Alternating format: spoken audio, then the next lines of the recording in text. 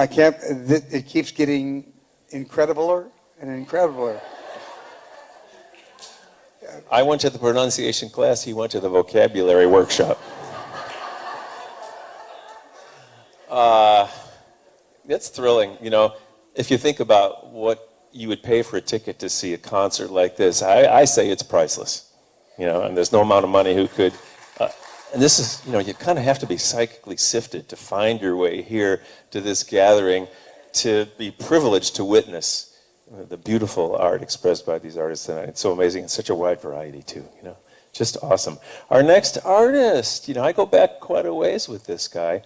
I remember we were touring in Florida, Greg, gosh, more than 20 years ago, I'm sure, at Universal Studios, and we had a caricature artist do a drawing of you and me back then. And I see in the products... caricature? Did you go to the...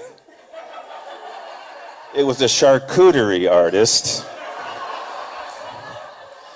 And I noticed in the bookstore that, so they did a picture of the two of us, we both cut it down the middle as to exorcise the other one. And to this day, we are both still using that drawing from that session if you go look in the bookstore. Greg, no, NCW, which stands for no credentials whatsoever, has been a successful singer, songwriter, speaker, and humorist for over 30 years. He was just at home on Cape Cod, and I got to go see him do a whole concert. It was amazing. He combines outstanding audience rapport, did I get that one right? Report.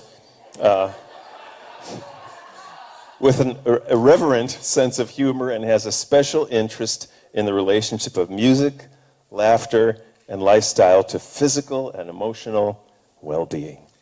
And his current mission in life, and one of the funnest comedy bits, is saving the world from whiny victim love songs. Let's hear it for Greg Tamblyn. Yeah, baby.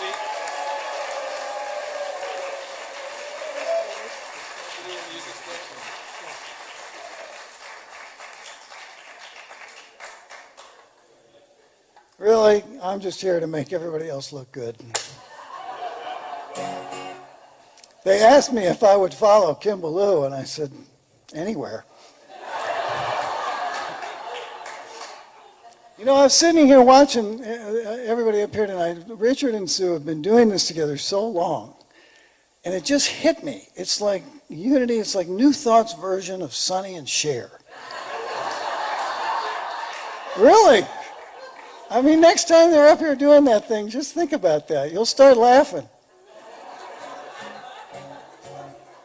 Which one's which? Yeah.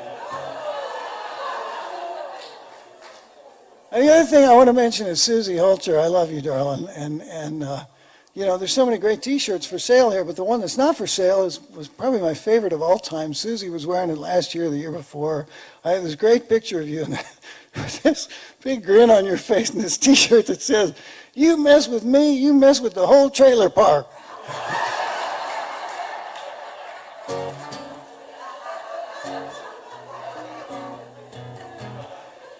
So I had some backup singers too. They heard Sue talking about the storm and the bar, and they decided to get an early start. So here I am by myself. So the energy this week has been amazing, right? Anybody else besides me had an out-of-body experience? Yeah, good. Well, this is what happened to me.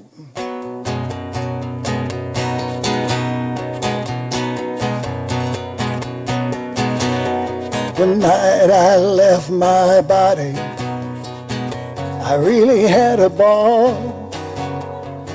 Tried to kiss my girlfriend goodbye as I floated through the wall. I floated to the bakery, 814 eclairs.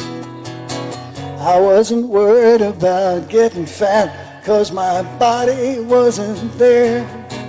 I transcended every traffic jam, every angry driver's words. I made it all the way across town without once getting flipped the bird. I left behind all dogma, all all earthly understanding. I left behind my crazy mind and its tendency to be demanding. Enraptured in tranquility, immersed in total bliss. I thought I'm not going back, I wanna always feel like this. But then I was startled out of my serenity by the voice of the big kahuna, and she was talking to me. She said, child, this blissful feeling of being one with God would be much more meaningful if you were back in your own body.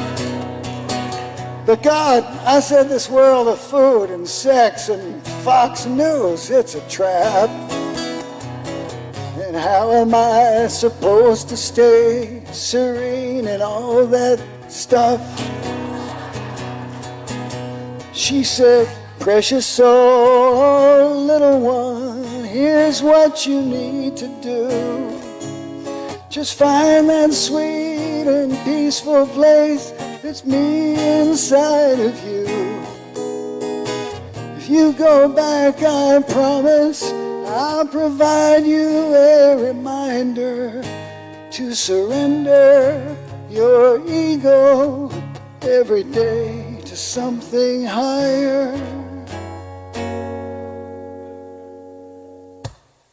The next morning I woke up, all my atoms reassembled, feeling totally transformed by my trip through the transcendental. And as I headed to the kitchen for my daily bread, I could still hear God talking to me right there in my head. And that's when I knew the voice of God was never really missing. All I ever had to do was shut up and listen.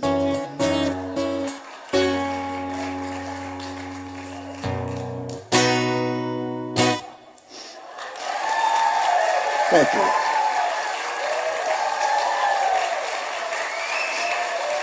All right, thank you.